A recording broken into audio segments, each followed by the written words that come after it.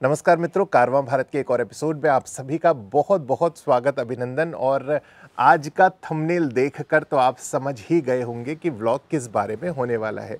जी हाँ, अभी मतलब हाल ही में हमारे एक ओवरलैंडर मित्र हैं जिन्होंने अपने एक व्लॉग में जो आने वाली ओवरलैंडिंग एनुअल ओवरलैंडिंग मीट जो होने वाली है उसके संदर्भ में कई सारी जिज्ञासाएं, प्रश्न जो उनके मन में थी वो अपने व्लॉग में डाली थी। और उनका व्लॉग देखने के बाद मुझे लगा कि ये शायद सिर्फ उनके मन की जिज्ञासाएं नहीं हैं, बहुत सारे लोग हो सकते हैं जिनके मन में इस प्रकार के कई सारे प्रश्न उठ रहे हों। तो आज का व्लॉग स्पेसिफिकली इसी बारे में होने वाला है। हम आपकी जिज्ञासाओं का समाधान करने वाले हैं, आपके प्रश्नों के उत्तर देने वाले। तो चलिए फिर शुरू करते हैं आज का ये व्लॉग। मित्रों, जैसा कि आप सभी को पता है कि दिसंबर और जनवरी महीने में इंडिया ओवरलैंड्स जो एक समूह हम सब ने मिलकर बनाया है, उसके अंतर्गत एक एनुअल ओवरलैंडिंग मीट हर साल की जाती है, जिसका दूसरा फेज़ इस साल हम दिसंबर 2022 से लेकर दिसंबर 2023 तक करने जा रहे हैं। और उसकी जो आइटिनरी है वो नीचे यहाँ पर भी अभी मैं शेयर कर रहा हूँ डिस्क्रिप्शन में, और पिछले एक व्लॉग में भी शेयर करी थी। तो क्या हम ये पहली बार ओवरलैंडिंग मीट कर रहे हैं? देखिए, ऐसा नहीं है, मतलब पिछले साल भी हमने इस प्रकार की एक बड़ी एनुअल ओवरलैंडिंग मीट करी थी, जिसमें लगभग 20 ओवरलैंडर साथियों ने अपनी अपनी कैंपर वैन्स के साथ पार्टिसिपेट किया था। और उसके अतिरिक्त क्योंकि मैं पर्याप्त ट्रैवल करता हूँ, मतलब पिछले 5 महीने सितंबर तक, मई से लेकर सितंबर तक हमने पूरा लेह लद्दाख, मतलब उत्तराखंड से शुरू करके स्पीति करके लेह लद्दाख, और इस पूरे टेरेन में हमने 5 महीने बिताए अपनी कैंपर वैन में। और इस दौरान बहुत सारे लोगों ने हमें बीच बीच में ज्वाइन किया। तो ऐसी छोटी छोटी ओवरलैंडिंग मीट्स हम कई बार करते रहते हैं। होली का हमने एक ओवरलैंडिंग फेस्टिवल किया जिसका लिंक ऊपर आ रहा है। मतलब इस प्रकार की बहुत सारी ओवरलैंडिंग मीट बीच बीच में होती रहती हैं। पर ये जो एक एनुअल ओवरलैंडिंग मीट होती है, जिसमें हमारा प्रयास रहता है कि भाई देश के सभी हिस्सों से लोगों का प्रतिनिधित्व इसमें रहे, और इस प्रकार साल में एक ये कार्यक्रम आयोजित करते हैं। अभी जो हमारा ये दिसंबर से लेकर जनवरी तक का जो कार्यक्रम होने वाला है, उसके संदर्भ में कुछ प्रश्न आए थे जिनका मुझे लगा कि आपको उत्तर देना चाहिए। उसमें जो सबसे प्रमुख प्रश्न मुझे जो लगा वो ये था कि हमने इसमें 2500 रुपये की एक सहयोग राशि सभी से एकत्रित करी है। क्या हमने ये पहली बार इस प्रकार का कंट्रीब्यूशन किया है? नहीं, क्योंकि चाहे ओवरलैंडिंग मीट छोटी हो या बड़ी हो, हर बार एक सबका एक सहयोग लेकर जो भी ओवरलैंडिंग मीट के जितने भी खर्चे होते हैं उन सबको मीट आउट किया जाता है। ऐसा करके इस बार की जो ओवरलैंडिंग मीट थी उसके लिए भी एक राशि हम सब ने विमर्श करके तय की और उसको आपके समक्ष रखा। अब उसका बाइफर्केशन क्या है, तो चलिए मैं एक बार इसको भी थोड़ा सा एक्सप्लेन करता हूँ। देखिए, आने वाली जो ओवरलैंडिंग मीट है उसका तो एक अलग विषय हो गया कि जो खर्चे आएंगे उनको हम मीट आउट करेंगे।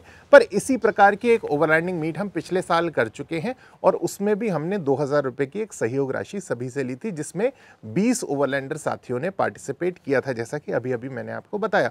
तो उस पैसे का नियोजन हमने कैसे किया था ये आपके समक्ष मैं साझा करता हूँ। देखिए, जब भी कोई ओवरलैंडिंग इस प्रकार का इवेंट होता है ज़्यादा लोगों के साथ, मतलब अधिक लोगों के साथ, तो एकदम से एक अनप्रिडिक्टेबल जगह पे, अनआइडेंटिफाइड लोकेशन पे आप जाकर लैंड नहीं कर सकते। इसीलिए एक आइटिनरी बनाई जाती है। मतलब हमने जैसे इस बार एक आइटिनरी बनाई है, भाई फला जगह जाएंगे, फिर इतना ट्रैवल करके फिर एक वाई जगह रुकेंगे, फिर जेड जगह रुकेंगे, फिर ये स्टेट क्रॉस करेंगे, थोड़ा लंबा रास्ता है तो बीच में किसी एक जगह हॉल्ट लेंगे। तो इस प्रकार एक आइटिनरी बनाई जाती है, क्योंकि 4 लोग, जैसे कि मैंने पूरा स्पीति और पूरा लद्दाख ट्रैवल किया, तो उस वक्त भी हमारे साथ 3-4 गाड़ियां होती थी। तो 4 गाड़ियां आप कहीं भी जाएं, कहीं भी रुक जाएं, उसमें इतनी दिक्कत किसी को नहीं होती। पर जब एक साथ 20 गाड़ियां कहीं जाती हैं या 15 गाड़ियां कहीं जाती हैं, तो निश्चित तौर पे लोगों का ध्यान आकर्षित होता है। और आप फॉर द टाइम बीइंग, मान लीजिए आपने अपना कैंप सेटअप कर लिया, सब लोग सेटल हो गए, और वहाँ के जो स्थानीय लोग हैं या प्रशासन है उसको आपसे कोई दिक्कत हुई, परेशानी हुई, और उस समय वो आए कि भाई हम आपको अनुमति नहीं दे सकते, तो वो 20 लोग कहाँ जाएंगे सब अपने परिवार के साथ। इसलिए प्रायोरिटी ऐसा हम एक आइटिनरी इस पर्टिकुलर ओवरलैंडिंग मीट के लिए, ये ओवरलैंडिंग एक्सपीडिशन नहीं है, ये ओवरलैंडिंग मीट है, ओवरलैंडिंग मीट के लिए तय करते हैं।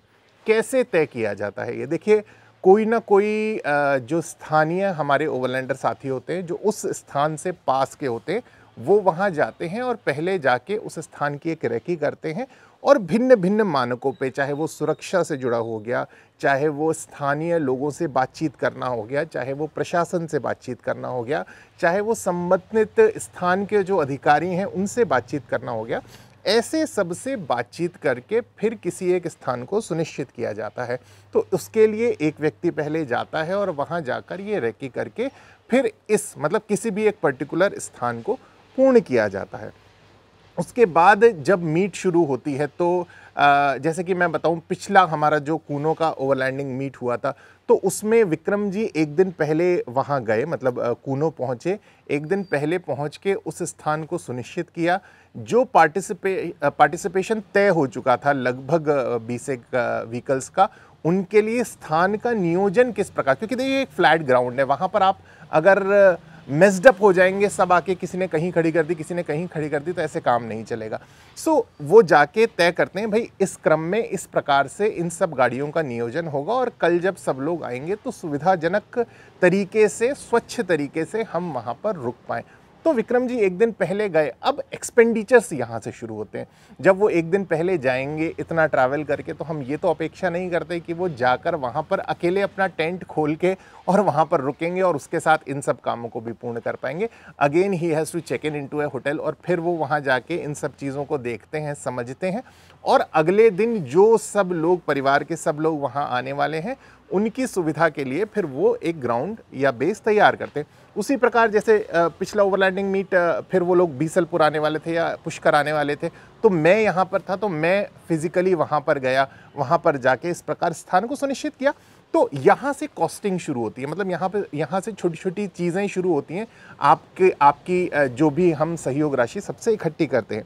सेकेंड फेज़ आता है, भाई कहीं भी आप जाएंगे तो न्यूनतम पानी आपको चाहिए और अगर ठंड का समय है तो लकड़ियाँ चाहिए, इत्यादि इत्यादि इत्यादि, इस प्रकार की कई सारी चीज़ें चाहिए होती हैं जिसके लिए आपको अगेन व्यय करना होता है। तो अब देखिए, ये तो अपेक्षा नहीं करते कि एक एक्स स्थान पे अगर आपको एक पानी का टैंकर मंगाना है तो उस वक्त अपन किसी से बोलेंगे लाइए भाई सब जने 100-100 रुपये दीजिए और अपन एक पानी का टैंकर मंगाते हैं। या फिर रात के लिए कैंप फायर के लिए लकड़ियाँ इकट्ठी करनी है और उसका व्यय अगर 2000 रुपये हुआ तो ऐसा तो नहीं करेंगे कि सब जने लाओ 50-50 रुपये दो और 2000 रुपये या 100-100 रुपये दो और 2000 रुपये इस लकड़ी का भुगतान करना। तो इस प्रकार की चीज़ों से बचा जा सके, इसलिए पूर्व में एक इस प्रकार के बजट का नियोजन किया जाता है।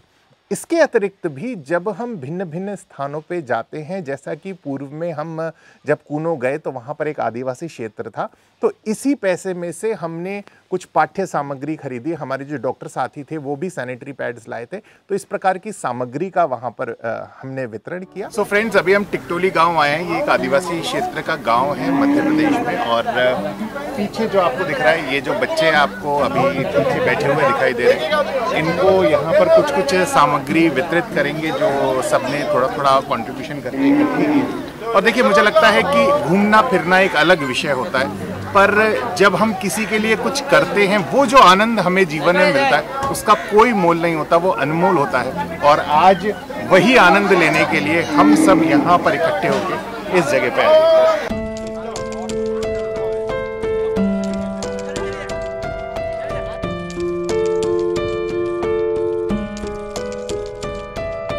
इनके माथे पे, इनके माथे पे, अब साथ में बोलना, इनके माथे पे खून का टीका, बोलो, इनके माथे पे खून का टीका,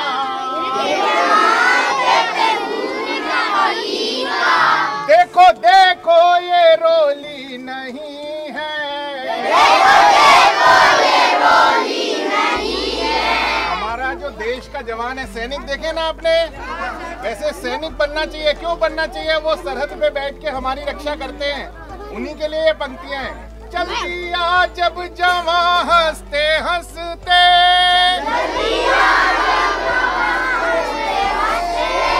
माँ की ममता तड़प कर ये बोली,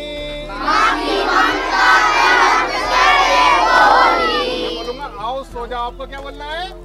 ओहो, आओ सो जाओ, आओ सो जाओ, आओ सो जाओ लाल मेरी गोद में,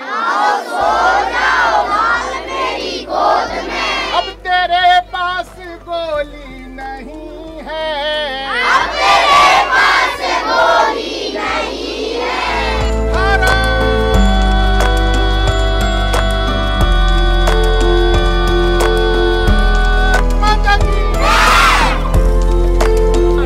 लगाएंगे तो कैसे लगाओगे? हाँ नहीं, ऐसे ही दे रही है तुम। ऐसे सीधा है, ये फ्री में मिल रहा है, आता है ना लगाना। ये निकाल के बूंद है पीछे से चिपका लेना बन है। जाएगा।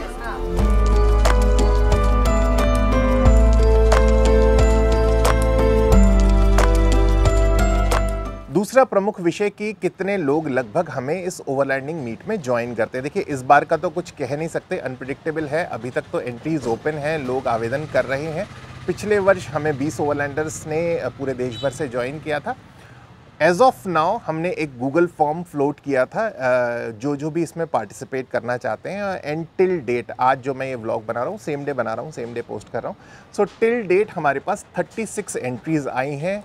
और वी एक्सपेक्ट, मतलब और इसमें कुछ और एड ऑन्स तो होंगे, कुछ ड्रॉप आउट होंगे, कुछ एड ऑन्स होंगे, पर मोर और लेस आई एक्सपेक्ट कि भाई वही पिछली बार का जो आंकड़ा है 15-20 व्हीकल्स हमारे पास। एक एक चैप्टर मतलब मान लीजिए एमपी एक चैप्टर हो गया, महाराष्ट्र एक चैप्टर हो गया, गोवा एक चैप्टर हो गया, अगेन गुजरात एक चैप्टर हो गया और राजस्थान एक चैप्टर हो गया। तो इन चैप्टर में से मोर और लेस 15-20 गाड़ियां रहने वाली है। जो कुछ लोग एमपी में भी साथ होंगे तो महाराष्ट्र में भी साथ होंगे, तो गोवा में भी साथ होंगे, फिर वो वहाँ से एग्जिट करेंगे। मतलब इस प्रकार का एक मिला जुला कॉम्बिनेशन रहने वाला है। पर एक बहुत बड़ी संख्या, मतलब वी विल बी हैप्पी अगर उतने ज़्यादा लोग हमें ज्वाइन करके, पिछली बार 20 लोगों ने ज्वाइन किया, अगर ये 20 कहीं 200 हो जाता है या 300 हो जाता है, so that will be a magical figure for us. पर अभी तक तो ऐसी न तो कोई संभावना है और न इतने सारे लोगों के साथ एक जगह रुकने का नियोजन करने का फिलहाल हमारा कोई सामर्थ्य या कोई योजना है। अगर इतनी बड़ी संख्या में अगर कोई ओवरलैंडिंग मीट करनी होगी तो उसकी व्यवस्थाएं बहुत ही भिन्न प्रकार से करनी होगी, ऐसा मुझे लगता है। तो ये तो हो गया संख्यात्मक विषय। एक और महत्वपूर्ण प्रश्न ये कि भाई हम लोग इस प्रकार की ओवरलैंडिंग मीट कर क्यों रहे हैं। मतलब we were more than happy कि भाई मैंने अभी, जैसे मैं तो अपना पूरा ट्रैवल करता ही हूँ, so why we are promoting overlanding culture in India. देखिए मैंने जब भिन्न देश के भिन्न स्थानों में ट्रैवल किया तो मुझे कुछ चीज़ें बहुत ही शिद्दत से महसूस हुई।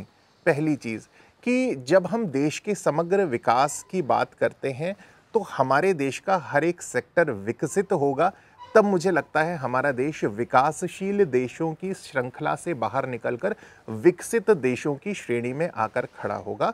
और इसमें टूरिज्म का भी एक बहुत बड़ा योगदान होने वाला है। तो ओवरलैंडिंग कल्चर अभी हम भारत में मानते हैं कि बहुत ही प्राइमरी स्टेज पे है। तो ये कैसे डेवलप होगा, इसके लिए सुविधाएं कैसे, सरकार का ध्यान कैसे जाएगा। सरकार का ध्यान तब जाएगा जब देश में एक ओवरलैंडिंग कम्युनिटी होगी। And that's what we are trying to develop, कि भाई देश में एक ओवरलैंडिंग कम्युनिटी डेवलप हो, विकसित हो, जिससे कि ओवरलैंडिंग कल्चर भारत में भी डेवलप हो सके।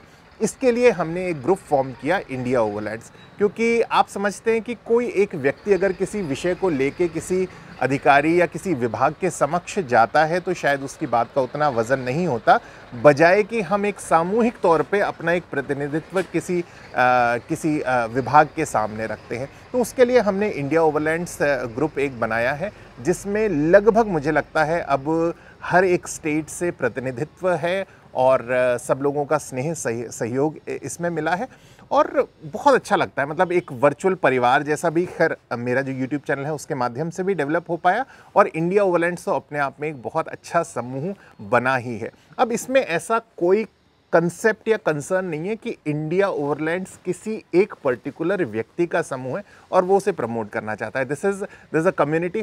हमारा तो कम से कम बहुत ही वाइड स्पेक्ट्रम में ये सोच है कि पूरे देश की एक ओवरलैंडिंग कम्युनिटी होनी चाहिए, चाहे वो इंडिया ओवरलैंड्स के नाम से हो, चाहे वो ओवरलैंडिंग इंडिया के नाम से हो, चाहे वो XYZ किसी नाम से भी हो, पर हमारी एक ओवरलैंडिंग कम्युनिटी डेवलप होनी चाहिए और देश में ओवरलैंडिंग कल्चर आने वाले उगते हुए भारत में इसका भी एक योगदान हो, ऐसा कहीं ना कहीं हम सुनिश्चित कर पाए। दूसरा जो मेरा मतलब मैंने प्रबल रूप से महसूस किया वो ये कि देखिए जब आप ओवरलैंडिंग करते हैं तो आप किसी होटल किसी रिजॉर्ट में नहीं रुकते हैं, आप जाते हैं, मतलब मैं पर्टिकुलरली जाता हूँ जो ग्रामीण क्षेत्र होते हैं, जो गांव होते हैं, ऐसी जगह रुकने का प्रयास करता हूं। मतलब इस ओवरलैंडिंग मीट को हटा दीजिए। ये ओवरलैंडिंग मीट एक ट्यूटोरियल की तरह होती है कि आप जो नए ओवरलैंडर्स हैं वो भिन्न भिन्न प्रकार की जो कैंपर वैन्स हैं उनको देखते हैं और उनसे कुछ ना कुछ आइडियाज़ कंसेप्ट लेके अपने जीवन में ओवरलैंडिंग को कैसे सरल और सहज बनाया जा सकता है, ऐसा सीखने का प्रयास करते हैं। पर अंततः हमारी अपेक्षा तो यही है कि वापस जब आप अपने स्टेट में जाएं तो अपने स्टेट में जाके अपने तरीके से अपनी कम्युनिटी के साथ कनेक्ट हो और वहाँ पर ओवरलैंडिंग शुरू करें। सो अगेन मैं कंटिन्यू करता हूँ कि जो मैं रुकता हूँ, मैं ज़्यादातर रिमोट प्लेसेस जो ग्रामीण क्षेत्र होते हैं वहाँ रुकता हूँ और वहाँ पर हमारे देश के दो वर्गों को आपस में बातचीत करने का, अपनी जीवन शैली को साझा करने का अवसर मिलता है, जो मुझे लगता है भारत जैसे देश में बहुत ज़रूरी है। क्योंकि हमारे देश का एक बहुत बड़ा जो कल्चर है वो है इम्प्रॉपर डिस्ट्रीब्यूशन ऑफ इनकम। जिसके पास है उसके पास बहुत कुछ है, जिसके पास नहीं है वो आज भी जो न्यूनतम साधन होने चाहिए उनके अभाव में अपना जीवन व्यतीत कर रहा है। तो जब ये दोनों कम्युनिटी आपस में एक दूसरे से इंटरेक्ट करती है, एक दूसरे की जीवन शैली को साझा करती है, तो हम एक दूसरे की ज़रूरतों को समझ पाते हैं।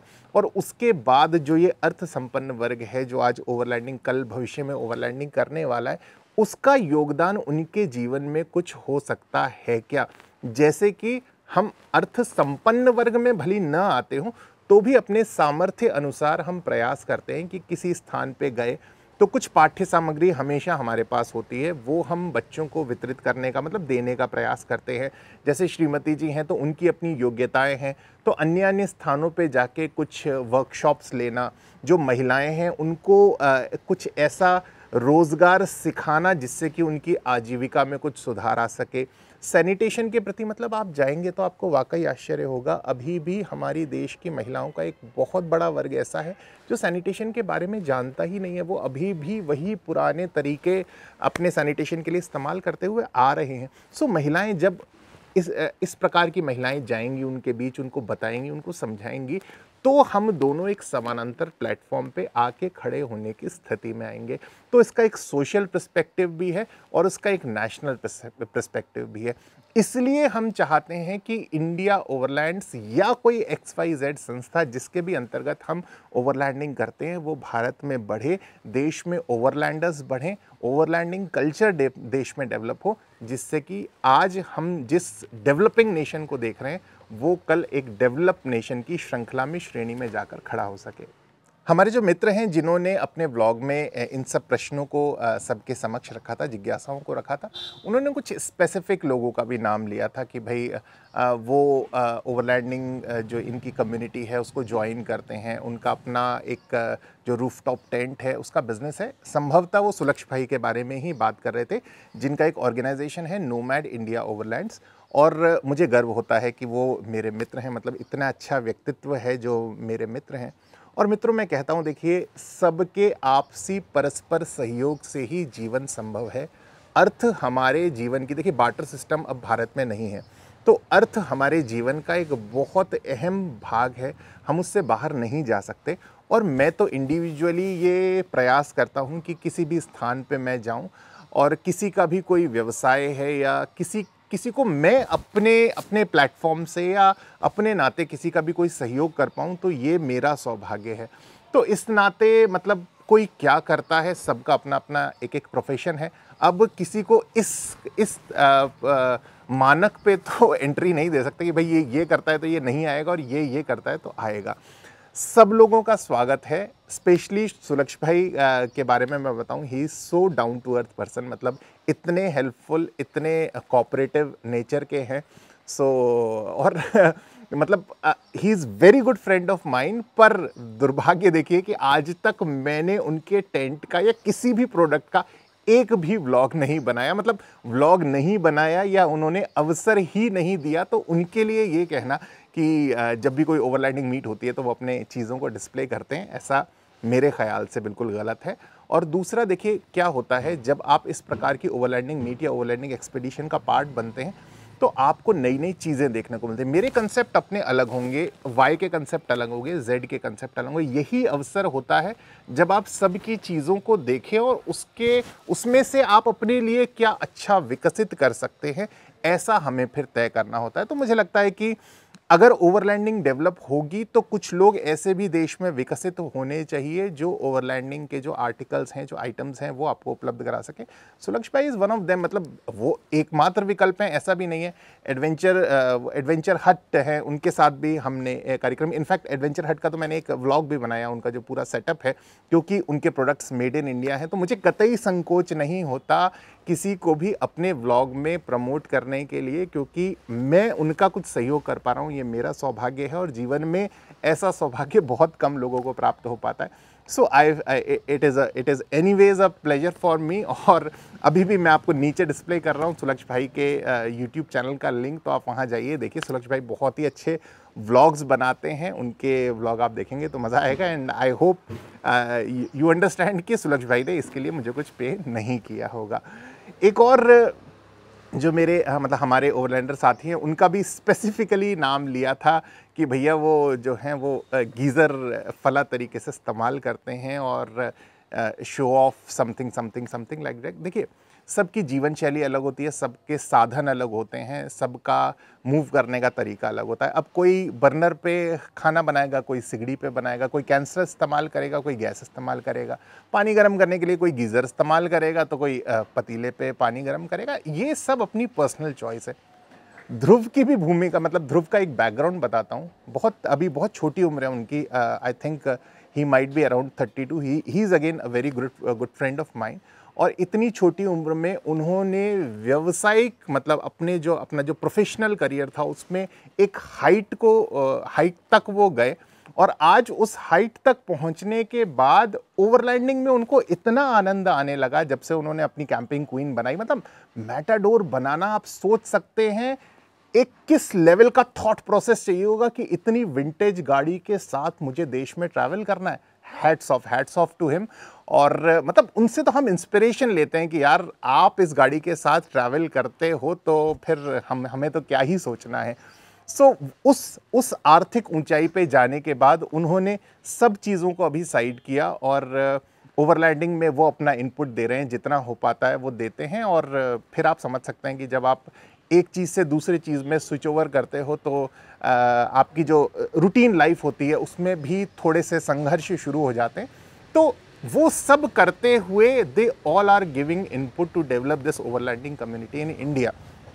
एंड उनका भी चैनल का लिंक मैं नीचे दे रहा हूँ, आप उनका भी चैनल देखें, first Indian camper. He is so good at his vlogging. वो बहुत ही प्रोफेशनल इक्विपमेंट्स के साथ अपने व्लॉग शूट करते हैं। So it is always a pleasure watching his videos. बहुत ही टेक्निकल वीडियोज़ भी बनाते हैं। अब ये देखिए ये कैसे मिलेगा, मतलब उन्होंने इतने अच्छे वीडियोज़ बनाए। उन्होंने बताया इलेक्ट्रिकल सेटअप कैसा होना चाहिए, सोलर का सेटअप कैसे होना चाहिए, गीज़र उन्होंने विकल्प के तौर पे बताया। तो ये सब चीज़ें हम सबकी जानकारी के लिए, ज़रूरी नहीं है कि भाई मैं इसमें से हर चीज़ अपनी गाड़ी में इस्तेमाल करने वाला हूँ, बट थोड़ा करके सबके योगदान से समग्र तौर पे हम एक अच्छी ओवरलैंडिंग कम्युनिटी भारत में डेवलप कर पाएंगे।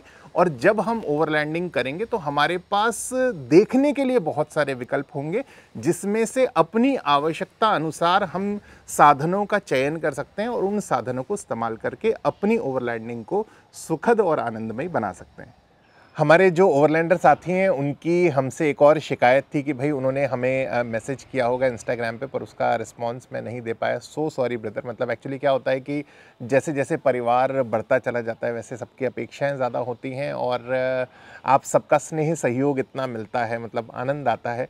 और फिर मैंने श्रीमती जी को बोला भाई मैसेज निकालो यार ढूंढ कर, वो उन्होंने कौन सा मैसेज किया था, तो मुझे ध्यान में आया कि आपने जो मैसेज किया था और मुझे पढ़ के बहुत अच्छा लगा। आपने उसमें लिखा है कि आपने हम सबसे इंस्पिरेशन लेके अपनी ओवरलैंडिंग शुरू करी। So nice of you and thank you so much for the kind motivation and support. और मतलब जो चीज़ आपने बोली कि किसी एक आधार पे हम बाइफरकेट करते हैं कि किसके मैसेज का रिस्पॉन्स करना है या नहीं करना, तो देखिए मित्र शायद ये तो संभव हो ही नहीं सकता, क्योंकि आप किसी का मैसेज पढ़ के कैसे इंटरप्रेट कर सकते हैं कि ये इस वर्ग का, ये इस वर्ग का, ये ऐसा, ये ऐसा। मतलब जितना समय उपलब्ध होता है उस हिसाब से मैं प्रयास करता हूँ कि सभी को रिस्पॉन्ड किया जा सके। और मान लीजिए इन केस गलती से, सभी के लिए इन केस गलती से मैं रिस्पॉन्स नहीं कर पाता हूँ तो प्लीज़ मेरा निवेदन है कि दोबारा आप पिंग करिए कि भाई kindly reply to my message, kindly answer my question. So मैं पूरी कोशिश करूँगा कि आपके मैसेज को रिस्पॉन्ड कर सकूँ।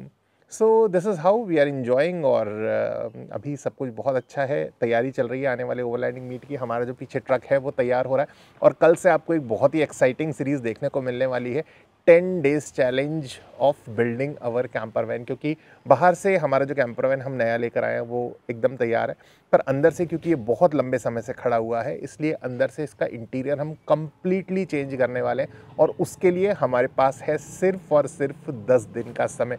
सो ये 10 दिन की हम पूरी सीरीज़ बनाने वाले हैं, इसमें बताने वाले हैं कि आने वाले 10 दिनों में हम इसके इंटीरियर में और बाकी सब छोटी छोटी चीज़ों में क्या करने वाले, कैसे करने वाले। ये हमारे लिए भी एक चैलेंज होने वाला है और इन सभी चीज़ों को हम आपसे साझा करेंगे, अपने जो अनुभव होंगे वो आपसे साझा करेंगे। और मुझे लगता है कि ये जो ओवरलैंडिंग ट्रिप है दिसंबर जनवरी वाली, इसमें आपसे कई सारे लोगों से हमारी मुलाकात होगी, मिलने का अवसर मिलेगा, बहुत अच्छा लगेगा।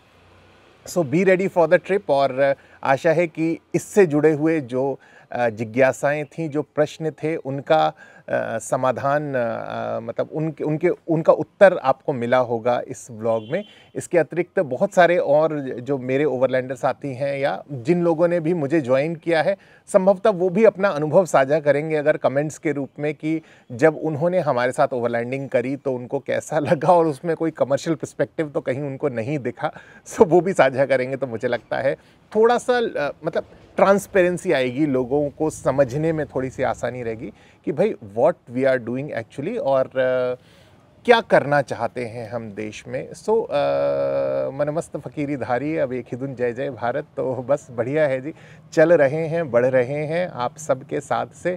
अतिशीघ्र आपसे जल्द कहीं ना कहीं ज़रूर मुलाकात होगी, ऐसी हम कामना करते हैं, आशा करते हैं। आप सब स्वस्थ रहिएगा, अपना ख्याल रखिएगा, शीघ्र मिलेंगे। नमस्कार।